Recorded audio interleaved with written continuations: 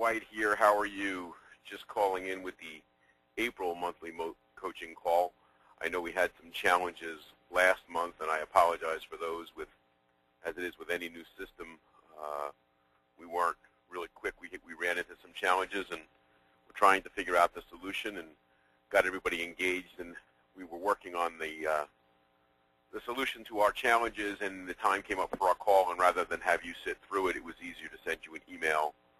And we spent some time working through it, and hopefully it won't happen again. But at this point in time, I want to apologize for that. And that's one of the great reasons that these sessions are recorded, and we have them, and you have the availability for the speaker's notes.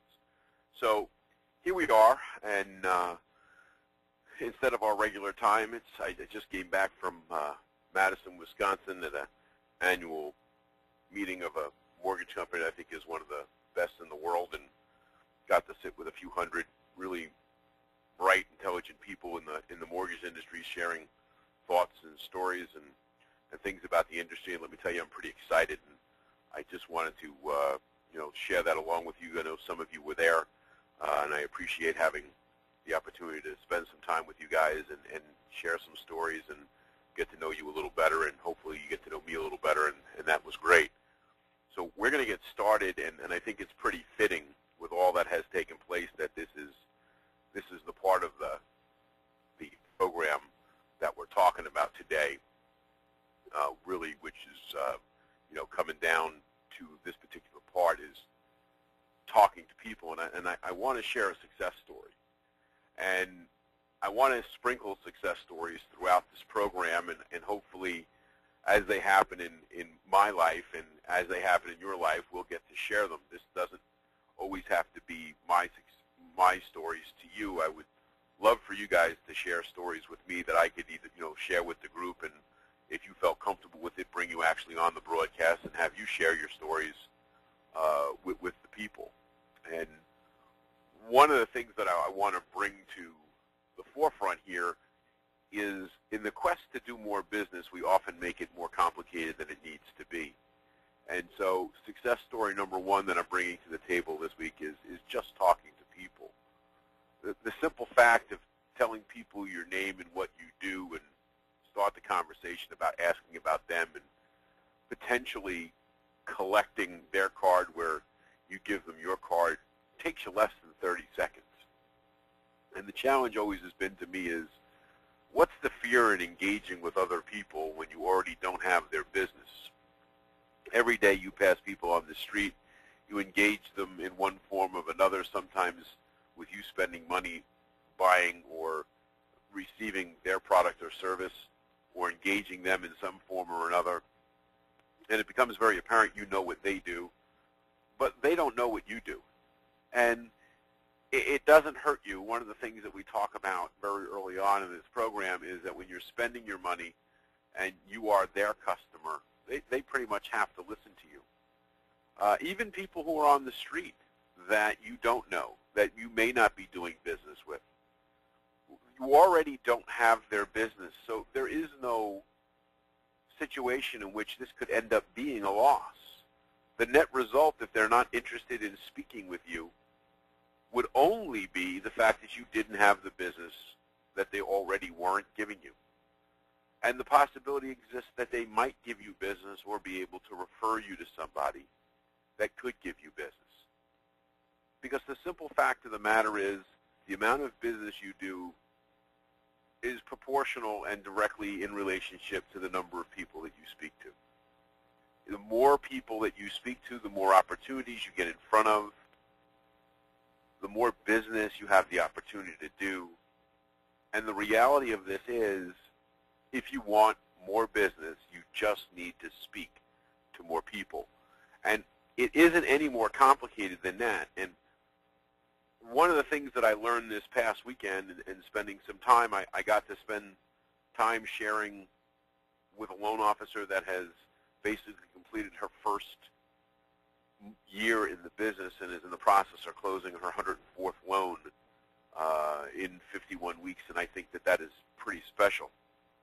And she's not the most technologically savvy person in the world, and she's not the most strategically gifted technician of a loan officer, but she's fearless when it comes to just engaging people in conversation and sharing her card and her overwhelming interest in doing something nice for people and wanting to share what it is she does, because she knows that she's going to do a great job for them, that they're going to get great service from her, they're going to get excellent communication from her, they're going to be aware of what they're doing.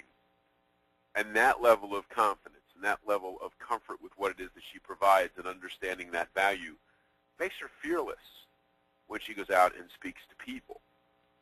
And so to that extent, what I really wanted to bring up is the fact that just speaking to people becomes this huge, huge deal. And I wanted to share the success story was of a particular loan officer who stopped to get gas for their car. And when they got to the pump, the automatic payment system didn't work, and they had to go into the station and engage them with having to pay and give them the pump number. And then, so they walked into the office and looked around and realized that the manager happened to be there with 2 state lottery officials. And the lottery officials and the manager were going through the store's videotape because apparently somebody had purchased a winning lottery ticket of some significance, and they were trying to identify that person.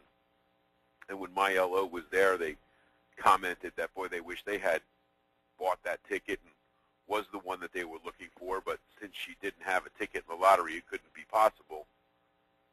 And she brought up to them a reminder that I had shared with her that was, if you don't have a ticket in the game, you can't possibly win.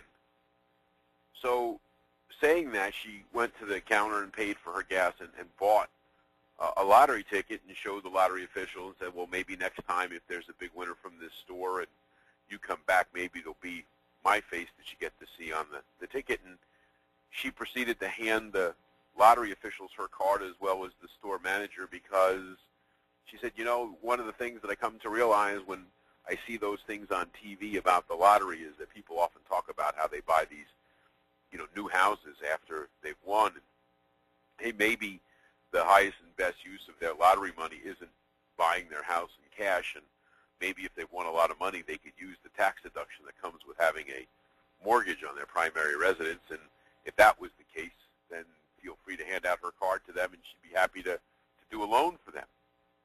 And so the lottery official kind of thought that was funny and cute, and they exchanged cards, but the manager of the store asked her right there that he was having some issues.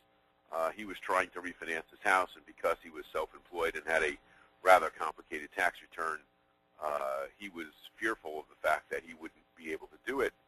And they engaged in a short conversation, and one thing led to another, and lo and behold, he had his tax returns to her, and she was able to go through them and was able to figure certainly more than enough income to make what he needed done and ease his mind as to the complication of the process, because all he had heard was that self-employed people couldn't get loans anymore because of the loss of all the loan programs, that you know, all these things had happened and self-employed people couldn't get money. And it all stemmed from the fact that they pulled into a service station, the gas pump payment system wasn't working, they walked inside and engaged one of the principles that we have talked about, which is just share who you are and just talk to people. See, your daily actions reflect results. You know, we have to remember ourselves that our flow, and I think we don't do this enough. I think if we post these rules somewhere, or maybe we made this one of our affirmations that we read to ourselves every day to remind us what it is that we were doing, and understanding that when we just speak to people, it leads to the possibility of pulling credit. Because pulling credit leads to pre-approvals, and they lead to the applications that we submit, and those applications end up closing, and those closed loans populate your database in your bank account. And by doing that, your database now leads to new contacts, and your bank account then determines the things that you're able to do and to access through the rest of your life. And that's an amazing thing if we don't sit down and think about it. 7 things are on this screen. The last one of major significance. Because let's be honest, our bank accounts do determine largely the quality of life. And now I understand that people will tell you money doesn't buy happiness, that there are a lot of very content and happy people who are, who are poor or less than significant circumstances, and I understand all that. And I'm not saying that you have to have money in order to be happy. But the reality of the situation is having financial security provides you with options that people who don't have financial security don't necessarily have. And wouldn't you want to have those options?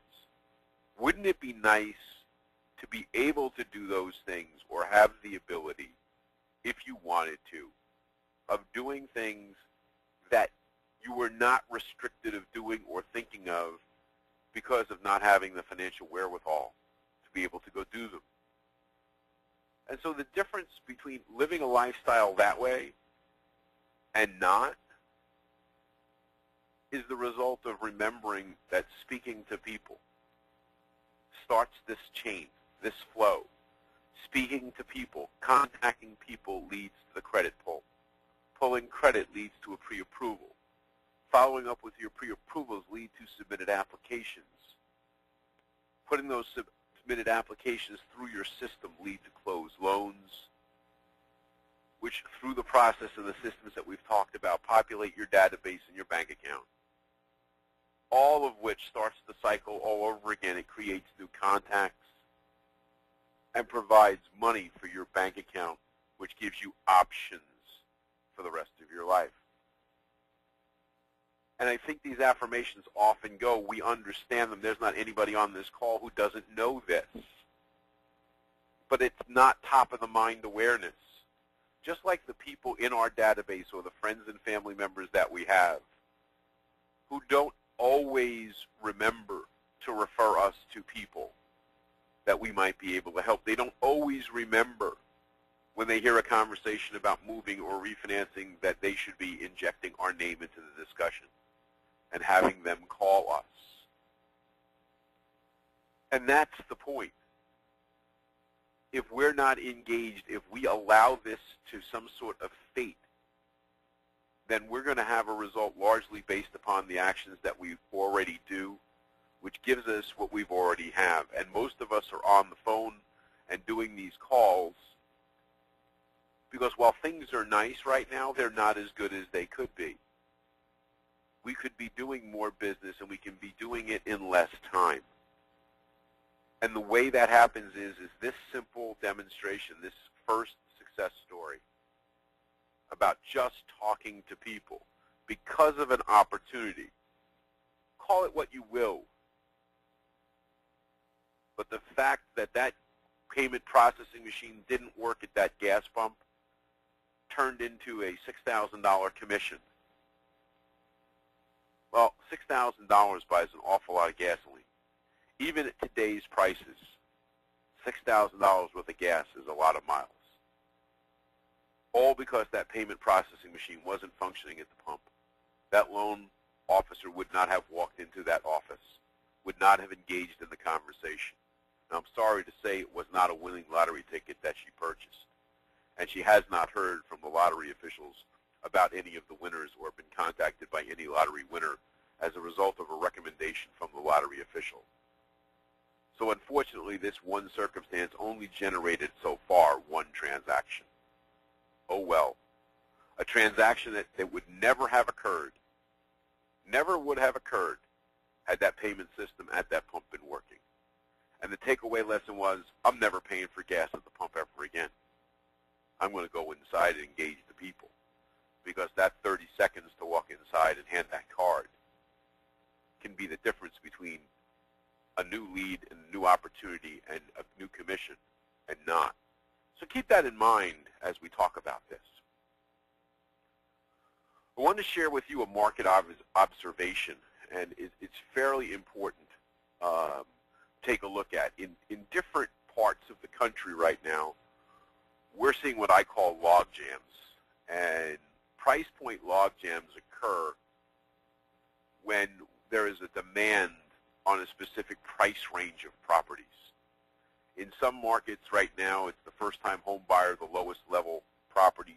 In some markets, it's that first-tier trade-up or trade-down property.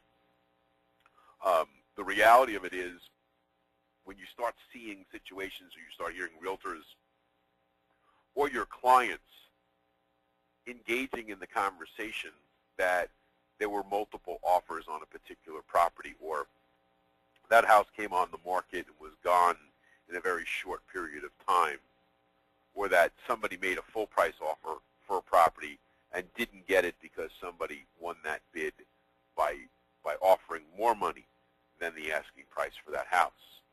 You know, we haven't seen that in quite some time. In a lot of our markets, it's relatively unheard of or hasn't been heard of in a long time, but we're starting to see it.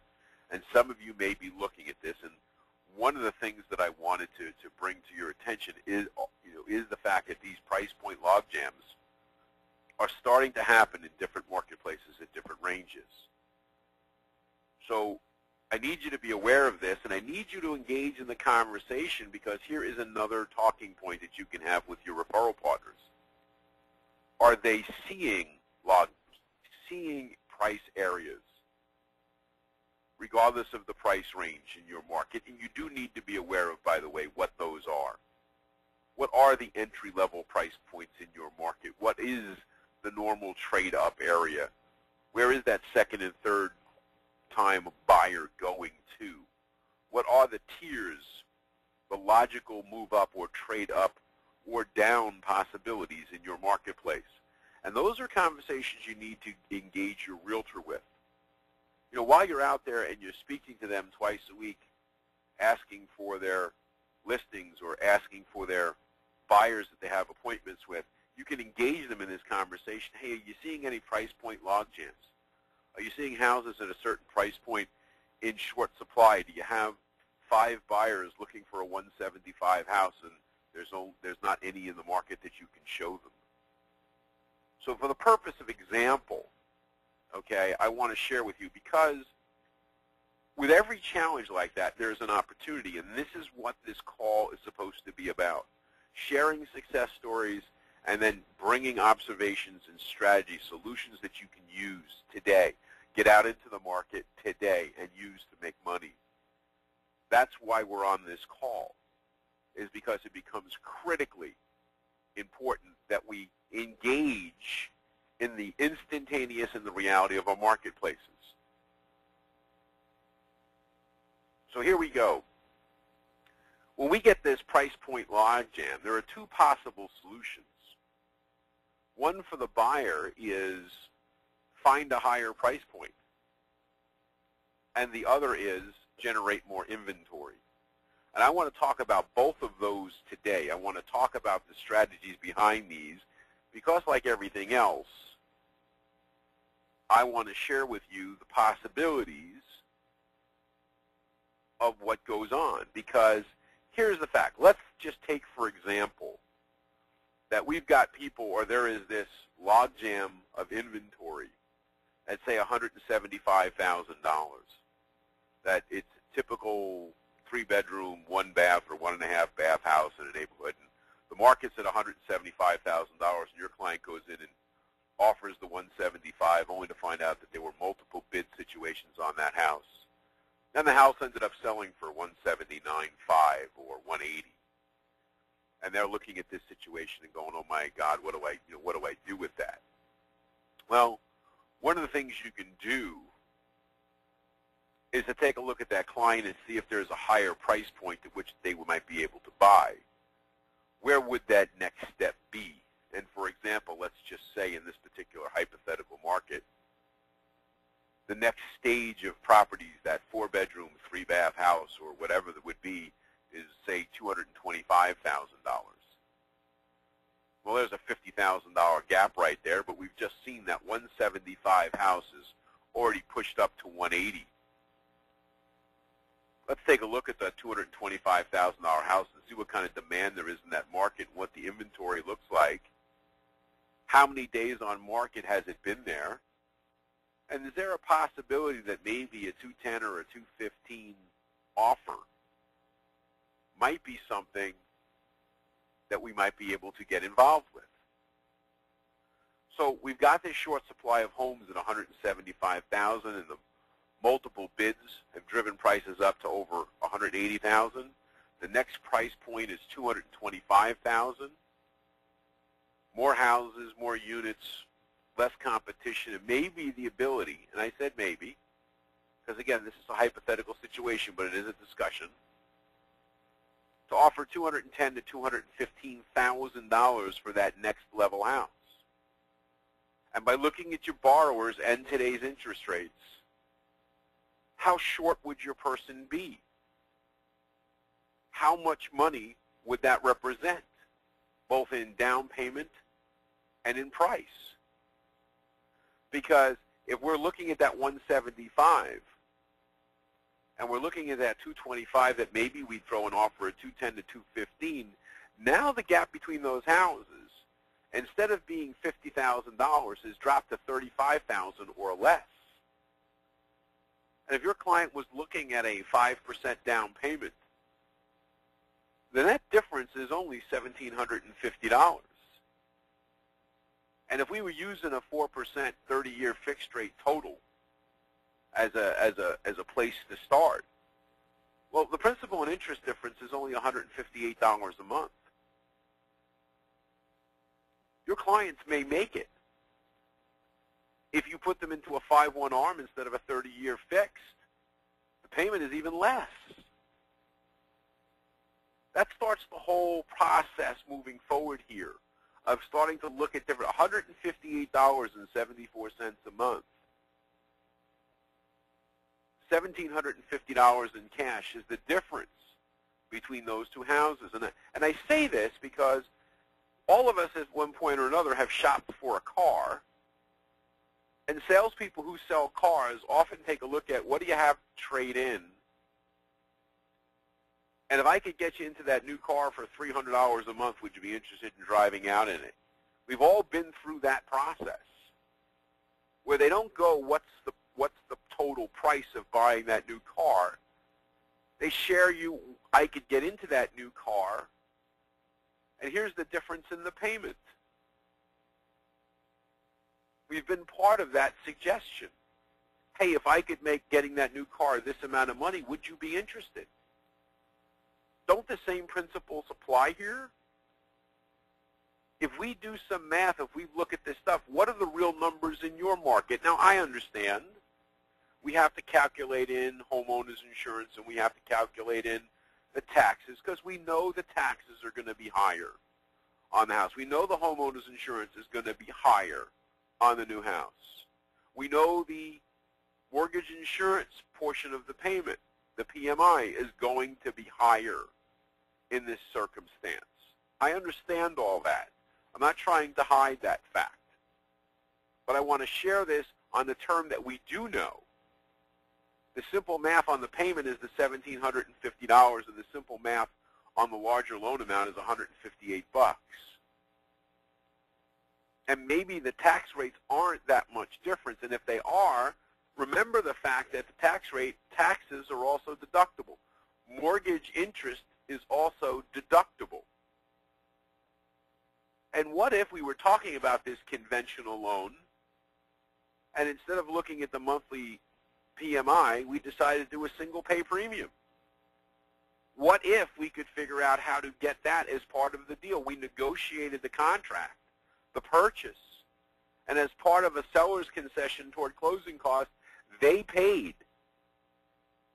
for the single pay premium. And that wasn't even part. You could get to a point, if the seller paid for the PMI premium or you worked it into your costs and make it lender funded, or in some circumstances there are ways to finance that into the transaction. How do we know these options? if we don't start thinking of them, if we don't put them on paper, if we don't see what the real difference is. I'm not saying every customer that's looking to buy a $175,000 house can get into a $225,000 house. I'm not saying that. But in some circumstances, it's possible. It doesn't have to happen or be able to work every time for it to turn into a transaction. It only has to be part of the discussion. Because as this is part of the discussion, you are sharing with the client and you are sharing with the referral partner your professional experience, your professional ability to analyze a situation and offer solutions, because that's, after all, what we do. We are solutions providers.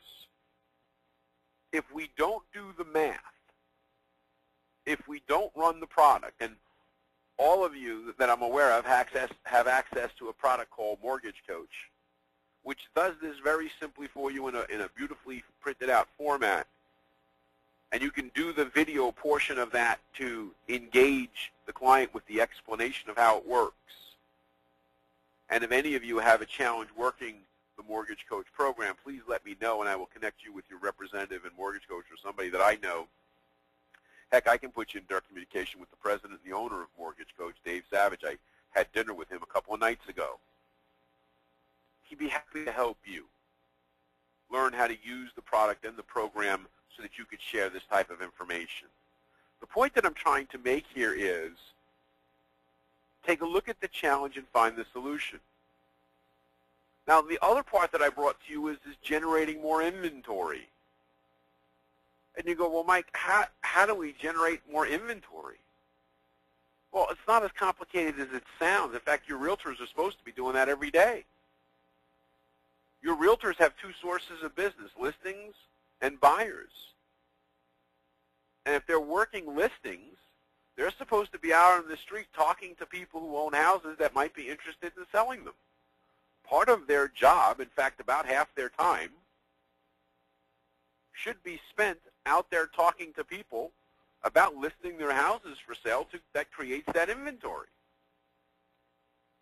So what if you were in a position, what if you had a strategy by which you could get out there and help your realtor get into the marketplace and create and find new inventory? Could you imagine? Would that be something you think you'd enjoy talking to those people about? Would it be something you think they'd be interested in hearing? Do you think having a strategy like that helped realtors list more properties for sale, find more buyers for current listings, double-side multiple transactions? If any of that sounds interesting to you, how interesting do you think it would sound to your realtor referral partner? What if you could do that? What if you had a strategy? What if you had a plan? Well, all we need to do is take a look at the things, some of the things, two things that we have talked about in the past. Two of the strategies that I have embraced with you in the past. You're already familiar with them, and let's figure out, we're going to blend two existing strategies from things that we have already talked about. Marketing to renters and the Help Us Pick Your New Neighbor program, right? We're going to take those two existing strategies and we're going to blend them. And I'm going to share with you, okay, now we're going to take marketing to renters. We're going to take Help Us Pick Your New Neighbor and we're going to roll it together. We're going to mix it up. And we're going to come up with a new plan to help us provide a series of actionable activities for us and our realtor to do together to see if we can't generate more inventory in the area where the log jams are. So here's what happens. Remember we talked about marketing to renters, and we'd go in and we'd find a rental unit and we'd find out how much that rental unit cost and how much the rent was. And then we'd find a home in the area within 10 miles of that house that would be something that you would think a renter would be their first choice to go move to. And we'd work that monthly rental payment and we'd gross it up based upon the tax deductibility of taxes and mortgage interest to a new payment. So where the net cost out of pocket for that renter would be the same. And we've done this, and we take the picture of the house, we take the picture of the rental apartment, we put them side by side, and we say, why rent this when you can own this? We all remember that strategy. Some of you use it. Some of you use it better than others. But it's a strategy that you're aware of. So what if we took the same idea, and then we took Help Us Pick Your New Neighbor? And we all talked about Help Us Pick Your New Neighbor as being taking an existing listing of your realtors and using an old strategy, 10 houses to the left, 10 houses to the right, and 20 across the street, which were the houses immediately surrounding the ones for sale, and creating a flyer and sharing it with our neighbors saying, hey, the house at 123 Main Street is currently listed for sale. If you know anybody that's ever said that they'd like to live in this neighborhood, now would be a great time to let us know, because we're offering you an opportunity to help you pick your new neighbor. Because if you don't help us pick your new neighbor, we're going to pick somebody and you might not like them. So that's the strategy. We get out there, we knock on doors, we talk to people. Now the reason you do that is sometimes people in the neighborhood are going to know people that would like to buy in the neighborhood, and some of us have been successful using that strategy in finding buyers for our realtors. We've also been successful in finding other people who would be interested in listing their house for sale. Well, that's the key point. That's what happens when we blend these two strategies. Here are the steps. And again, this is all in our work. This is all in the notes. It's all things that we can talk about. But here's the point. Here are the steps that we do to blend these two strategies. 7 of them. It's not all that complicated. It's not all that hard. It does require a little bit of work. So here we go. We look in the area where the homes are valued in that jammed price range, where there are multiple bid offers, where prices are starting to go up, houses are selling for more than asking. We work with our realtor to find the trade-up properties already listed for sale. In other words, your realtor will know if somebody's selling a 175 home, and we're talking about the fictitious 175 and the fictitious 225 market, this is where that person would likely go. And just like we did with our renters, this is what we're paying in rent. Here's what the new house would look like that we could buy for the same or less monthly, effective monthly payment. We go look at those houses and say, here's the house that you could buy. And just like we've done with why rent this, you could own this, and just like the car salesperson does, now you work your mortgage magic here and say, here's the house at X price. Here's what the payment would be. Here are some payment options. Well, if that person now knows the monthly payment is this, and these houses are now selling for that, and this is what my cost would be to get the better house, do you think it's a possibility that some of those people who are living in those neighborhoods where we need inventory for our existing buyers wouldn't be willing to sell? Because don't you think there would be people who have existing mortgages at 5 or 5.5 or 6% that they took years earlier? And while prices have escalated a little bit and they've paid down a little bit, they're still paying. And a 3 3/4 or 4% mortgage at 30 years on the new house, plus their whatever equity that they have buying the next one, they could conceivably buy that upgraded house for the same or less money. It is certainly possible. Or maybe it would be a little more money. Maybe it would be another $100 a month or something. And maybe they would think that that would be a great idea. And maybe your realtor would get a listing. And maybe your realtor would get a buyer for that trade-up property. And maybe you'd get a couple of mortgage loans. And maybe that realtor would love you to death. And maybe that realtor would tell other realtors that you helped them find new listings and new buyers. And maybe those realtors would come to you and ask you how you did it. And maybe you'd have more business. And maybe. So how do we do that? Well, just like in Help Us Pick Your New Neighbor, we create the flyer that shows the property and the financing options. We go to the jam neighborhood, we knock on the doors, we start sharing the flyers. We collect some new listings for our realtor.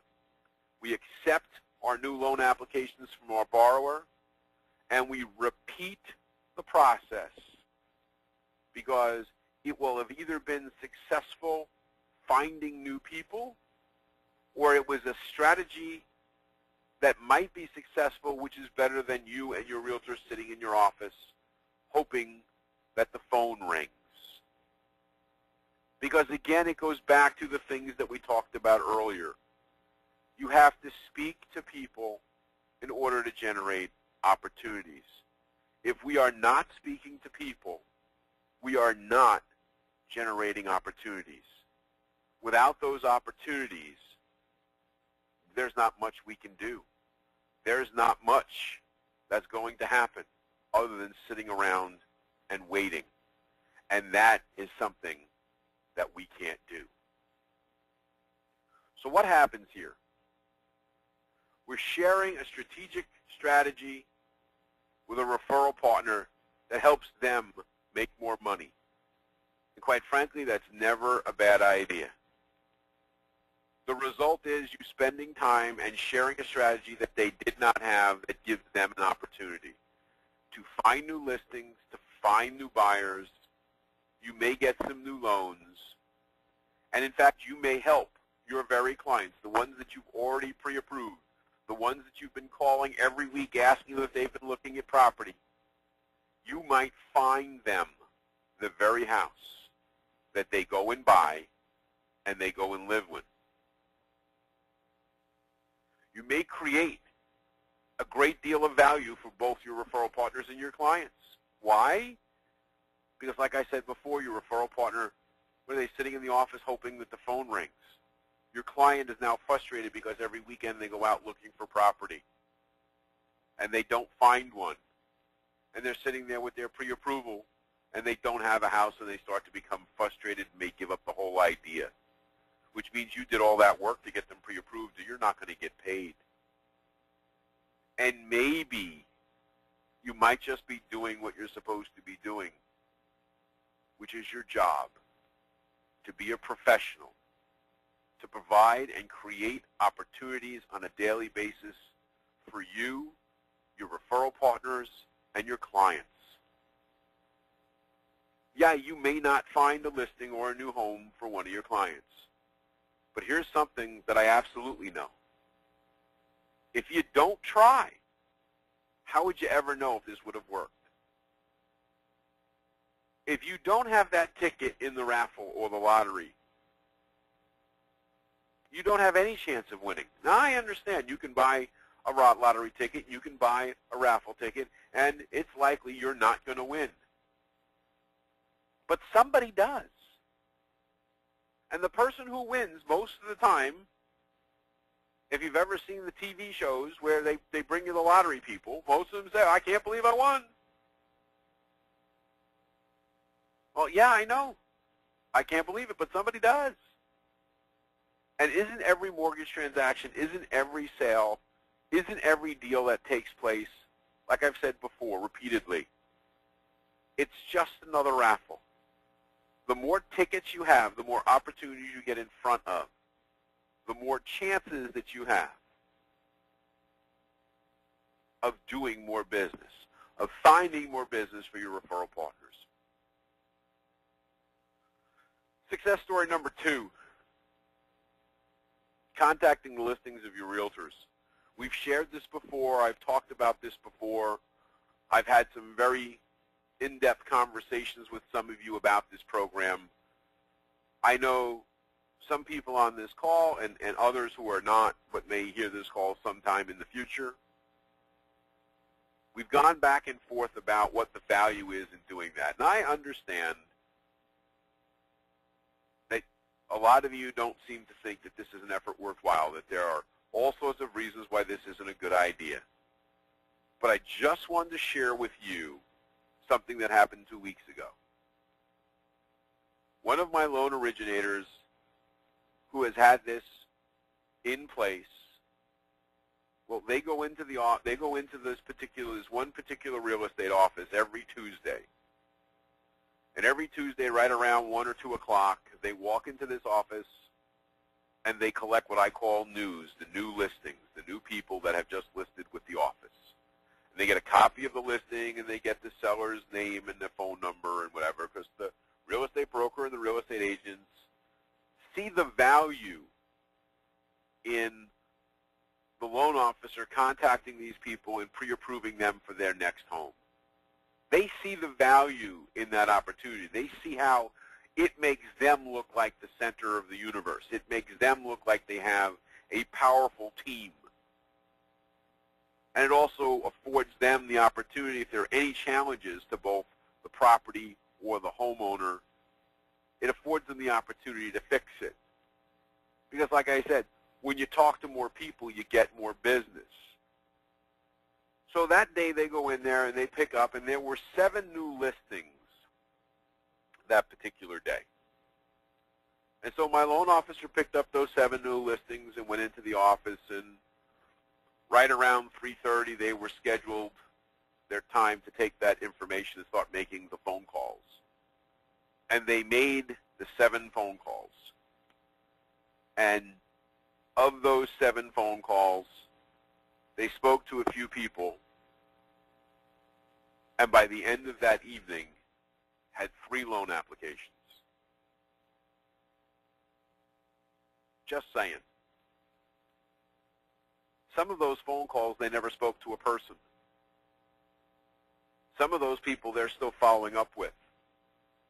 But from Tuesday at about 1:30 in the afternoon till Tuesday night till about 8:30 that night, having made a series of phone calls trying to reach those 7 people, they had 3 loan applications. 3.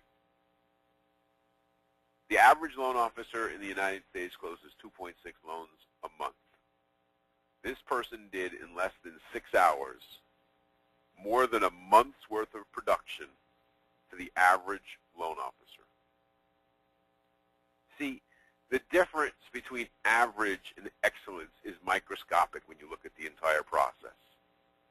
It's not the big things that separate the people. Heck, in baseball, a player who hits .250 batting average is an average Major League ball player. The person who hits .300 is an all-star. But in the course of the events, when you realize that if you break it all down, the guy who's the all-star making all the money that everybody knows who they are and everybody thinks is, you know, a superstar, and they are. And the guy who's the average Major League ball player, do you know the difference is less than 2 hits a week? Same number of at-bats. The only difference is the outcome is altered by a little. It's the same thing for those of you who have ever watched a golf tournament. They play 4 rounds of 18 holes, 72 holes of golf, and it all comes down. A guy wins the tournament, gets the trophy, and more than $1 million in prize money by 1 stroke. Over the person who played the same number of holes almost as well. It's the difference in the Olympics in the 100-meter dash final.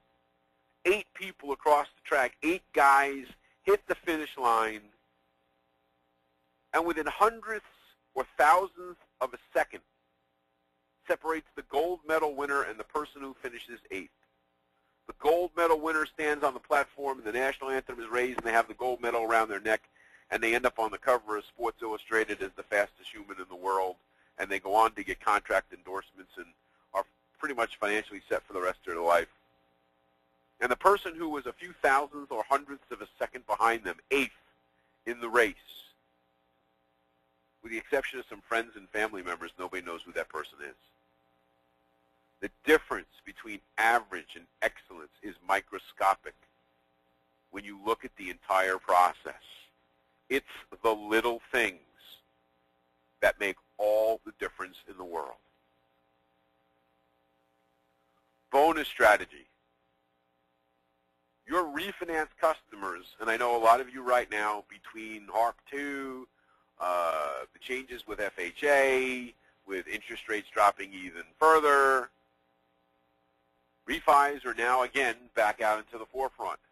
Remember, take a few minutes and ask your client about their goals. Are they really doing this to save money? But what if they could sell their current home and trade up to a better one, and the net result was they'd pay the same monthly payment?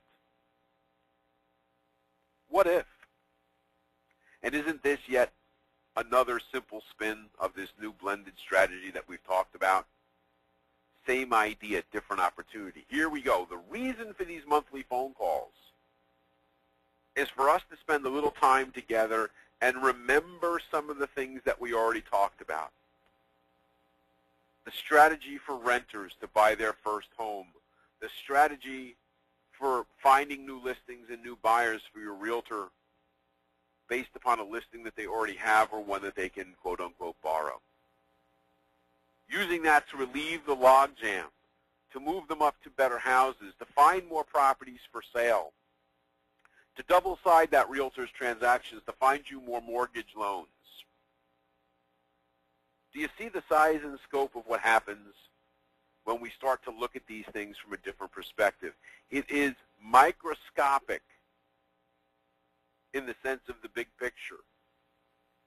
It is a little strategy. It is a little change in the status quo of things that you already are doing that already put you ahead of your competition, and then we take it and we add these things, these new strategies, these new ways of looking and blending and creating and sharing, because it goes back once again to the fact that if we do not speak to people, we will not pull credit. If we do not pull credit, we will not pre-approve borrowers. If we do not pre-approve borrowers, they do not give us applications. And without applications, we can't close loans. Without loans closing, we have no money in the bank. My job is to put you in a position so that you can speak as a professional to both the general public and to potential referral partners with strategies, logical things that they could do, microscopic changes in what they're currently doing, modifications of things they already know about, to some of them brand new ideas and concepts that will make you look like a rocket scientist in their eyes. The reality of it is, same ideas, different opportunities, and with opportunity comes prosperity. So until next time, I want you to think about this. Our next call is scheduled for May 15th. If you've got any comments or questions about these things that we've talked about today, or you've got any success stories you'd like to share, or if you have a particular idea you would like to share with me, or know more about, or have a conversation or share with the group, this is the area that we do this. I'm really excited about what we do here on this call. Right now, there's few of us, but my plan is to grow this to over 1,000 strong. I want 1,000 people or more on this call once a month.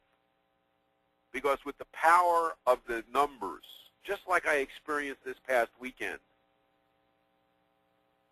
boy, you put hundreds of really good people in a room, and they start sharing what they're doing, and they start looking at what each other are doing, and they modify, and they tweak, and they share, and they grow, and they see. And it creates this energy. And for those of you who were there this weekend, this week, there's no denying what the potential and the possibilities are. So once again, I beg of you, Go through this PowerPoint. Take a look at the speaking notes. See what you can do if you have any questions. It's improvemytomorrow@yahoo.com. Call me. Email me. Let's have a conversation. Above all, let's do something today that improves your tomorrow. Thank you for taking your time with me, and I look forward to speaking to all of you soon.